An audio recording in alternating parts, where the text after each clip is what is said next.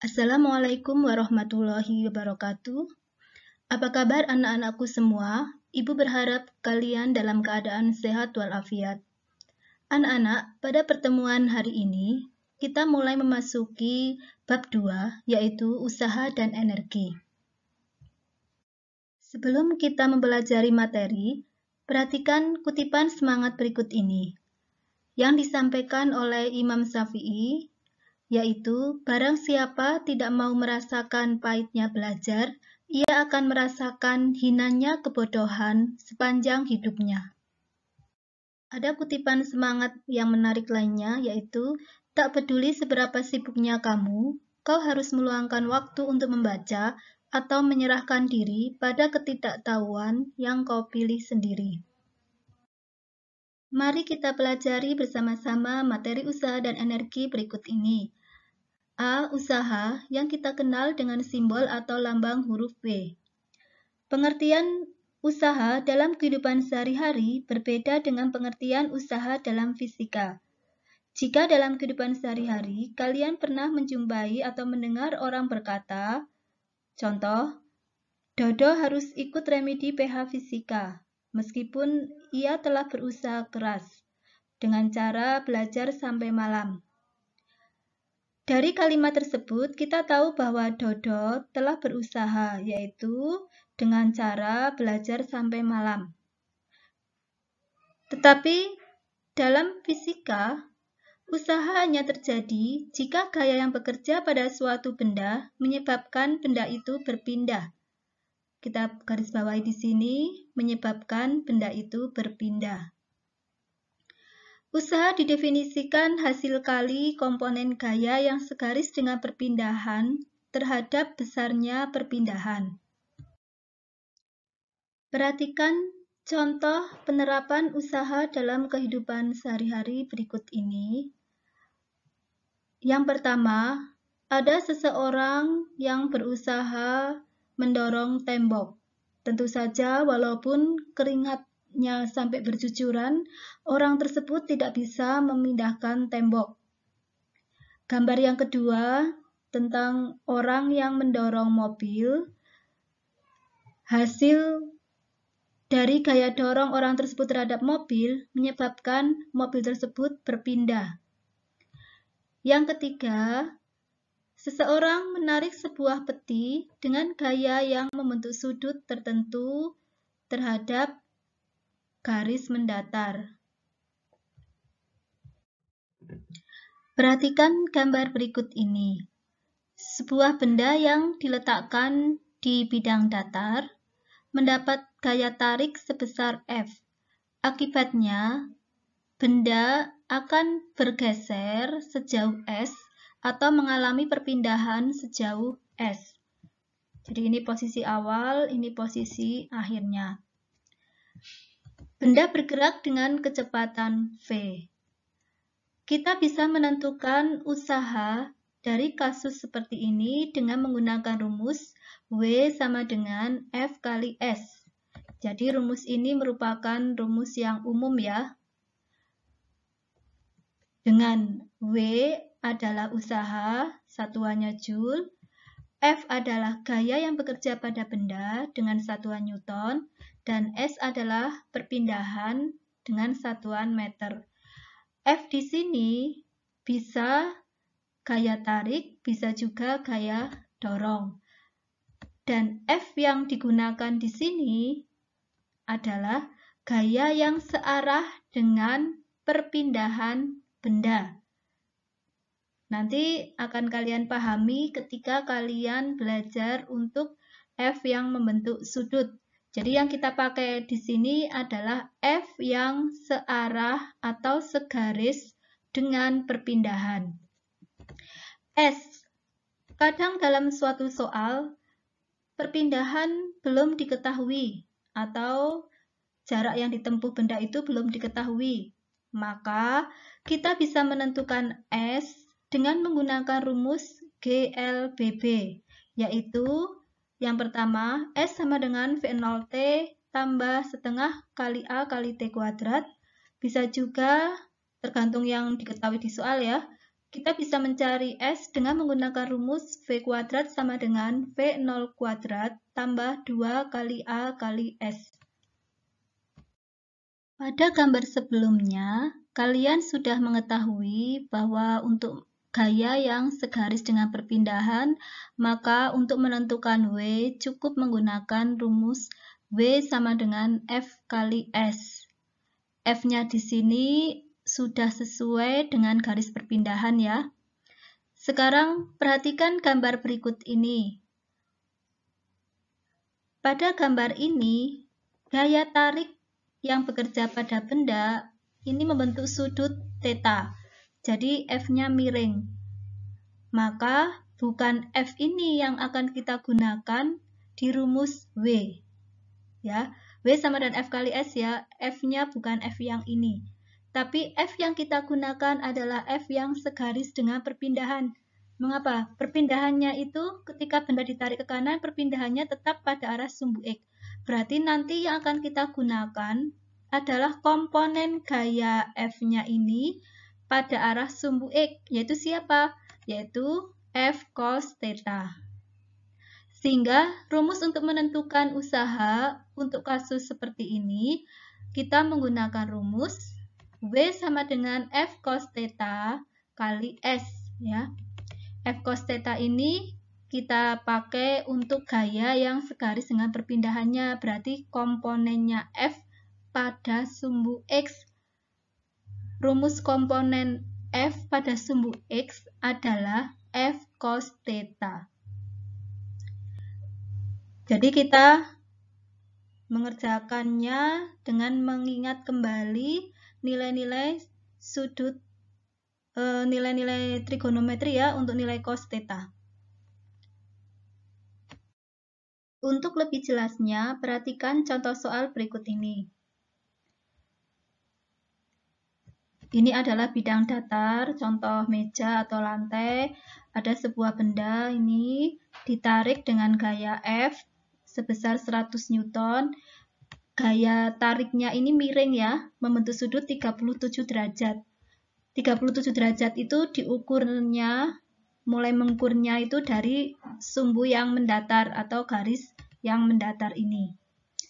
Jika permukaan lantai licin dan benda berpindah 10 meter ke kanan, berapa usaha yang bekerja pada benda? Kita tulis yang diketahui dari soal ini terlebih dahulu, yaitu F sebesar 100 Newton, sudutnya yaitu 37 derajat, lalu ada S ya, yaitu 10 meter, kemudian yang ditanyakan adalah W.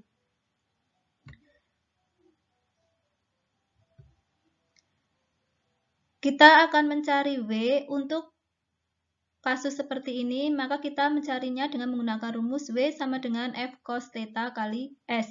Kita masukkan angka-angkanya. Kalian cek di buku catatan kalian untuk materi vektor yang dulu pernah kalian pelajari di semester 1. Nilai dari cos 37 derajat adalah 4/5. Kita kali dengan angka 100 dan 10, kita peroleh W sebesar 800 Joule. Anak-anak, usaha dapat bernilai positif, bisa juga negatif, dan bisa juga 0. Untuk usaha yang positif, ini terjadi jika resultan gaya yang bekerja pada benda searah dengan perpindahannya. Contoh, perhatikan gambar berikut ini, ada sebuah benda yang ditarik dengan gaya F ke kanan. Benda bergerak ke kanan.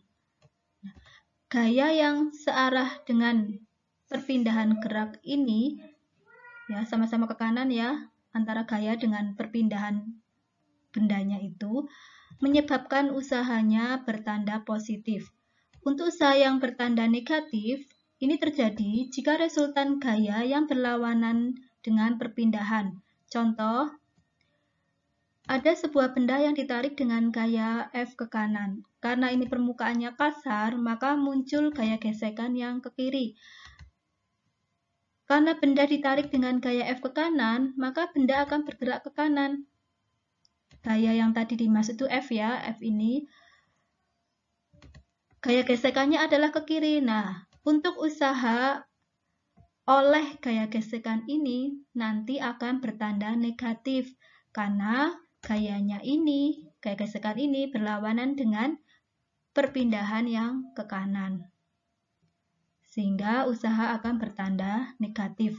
Kemudian usaha 0, jika perpindahan sama dengan 0 dan atau arah gaya yang bekerja pada benda tegak lurus dengan perpindahan.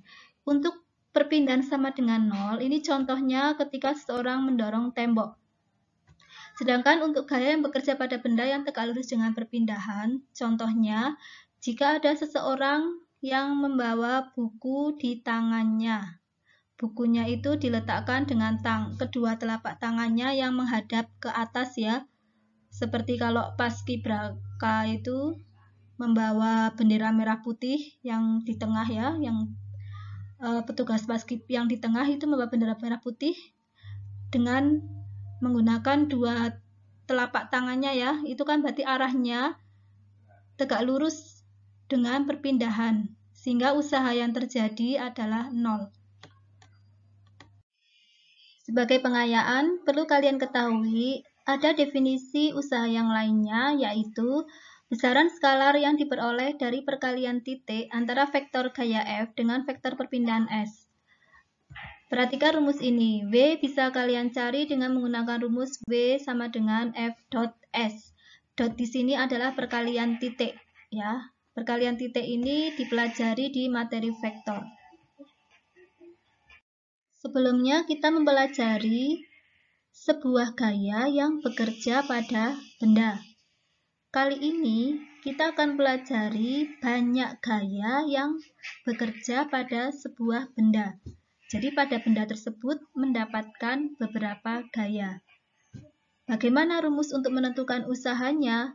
Usaha oleh beberapa gaya dapat kita tentukan dengan menggunakan rumus W total sama dengan penjumlahan dari semua usahanya, yaitu W total sama dengan W1 tambah W2 tambah W3 tambah seterusnya. Kalian perhatikan gambar berikut ini. Pada sebuah benda ini mendapatkan gaya F1, F2, dan F3. Lebih dari satu ya, makanya dinamakan berapa gaya. Akibatnya, benda bergeser atau berpindah sejauh S dengan kecepatan V. Maka rumus usaha totalnya kita cari dengan menggunakan rumus W1, yaitu W1 itu rumus untuk gaya yang F1, sedangkan W2 untuk gaya yang F2, dan W3 untuk gaya yang F3. Untuk lebih jelasnya, W1 itu kita menggunakan rumus F1 kali S, W2 itu F2 kali cos theta kali S, kemudian W3 sama dengan 0. Mengapa 0? Karena gaya F3 itu tegak lurus dengan perpindahannya. Pindahnya ke kanan, gayanya ke atas. Perhatikan tegak lurus atau membentuk sudut 90 derajat. Maka untuk W3 bernilai 0, sehingga W total yang terjadi adalah W1 tambah W2 tambah W3.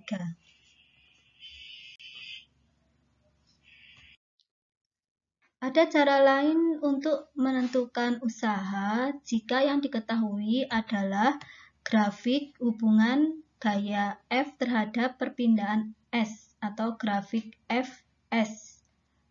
Maka untuk menentukan usaha, kita bisa menggunakan rumus luas daerah di bawah grafik.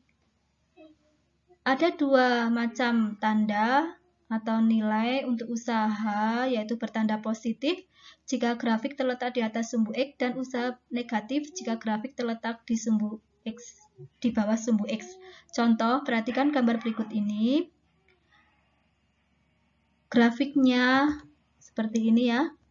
Ada yang terletak di atas sumbu X, yaitu ini, dan yang terletak di bawah sumbu X, yaitu ini. Kita beri nama yang terletak di atas sumbu X, bangun ini trapesium sebagai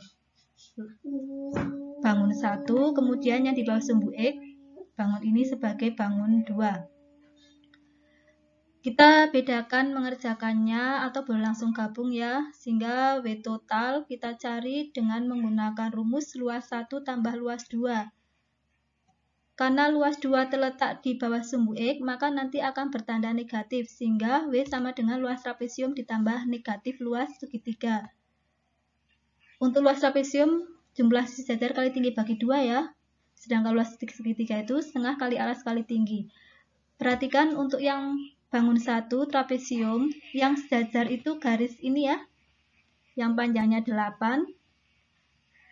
Ya, kemudian garis ini yang panjangnya 4. Berarti jumlah sisi yang sejajar 8 tambah 4. Tingginya ini seberapa? Ini 6 ya. Kemudian dibagi 2. Sedangkan yang segitiga dikurangi ya, karena berada di bawah sumbu X. Alasnya berapa? Dari 8 sampai 12 itu 4 ya. Kemudian tingginya ini berapa? 6 ya. 6. Sehingga setelah kita hitung, kita peroleh untuk yang trapesium itu kita peroleh angka 36, sedangkan untuk segitiga 12. Kita peroleh hasil 24 Joule. Sehingga usaha dari grafik ini diperoleh 24 Joule. Paham ya anak-anak? Pada bab sebelumnya kita sudah mempelajari berbagai macam gaya ya, berbagai macam kasus benda atau posisi benda. Coba kita ulang kembali untuk benda yang bergerak pada bidang datar kasar seperti gambar berikut ini. Benda ditarik dengan gaya mendatar F. Mendatar ya, perhatikan pada arah sumbu X ya, ke kanan. Kemudian karena benda bergerak ke kanan, maka gaya gesekannya ke kiri ya. Ini terjadi jika permukaannya kasar. Kita ingat kembali bahwa rumus untuk menentukan N atau gaya normal pada gambar tersebut adalah M kali G. Pada bab tentang usaha ini, kita akan mencari usaha dari benda yang bergerak pada bidang datar kasar ini.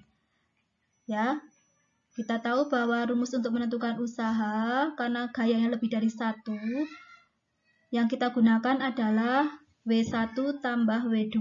Mengapa hanya W1 tambah W2 saja, tidak ada W3, tidak ada W4? Karena untuk gaya N ini arahnya ke atas ya, ini tegak lurus dengan perpindahan yang ke kanan. W juga sama, tegak lurus dengan perpindahan yang ke kanan. Sehingga untuk gaya N dan W ini akan menghasilkan usaha yang bernilai 0. Sehingga cukup kita gunakan yang F dan FK ini saja. Sehingga pada W-nya itu hanya W1 tambah W2. Untuk W1, yaitu yang kita gunakan adalah gaya F ini. Nih, karena arahnya sama dengan arah perpindahan, maka tandanya positif ya. Sehingga W1 ini rumusnya F kali S. Sedangkan untuk W2, arahnya ke kiri ya, berlawanan dengan arahnya perpindahan.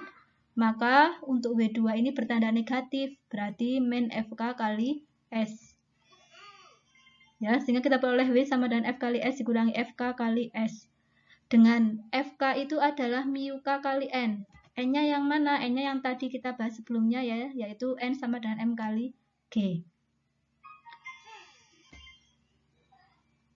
Dengan FK adalah gaya gesekan kinetik, satuannya Newton, sedangkan mu K adalah koefisien gesekan kinetik tidak bersatuan. Anak-anak, demikian materi usaha kali ini. Setelah ini kita akan melanjutkan dengan materi energi. Terima kasih atas perhatiannya. Wassalamualaikum warahmatullahi wabarakatuh.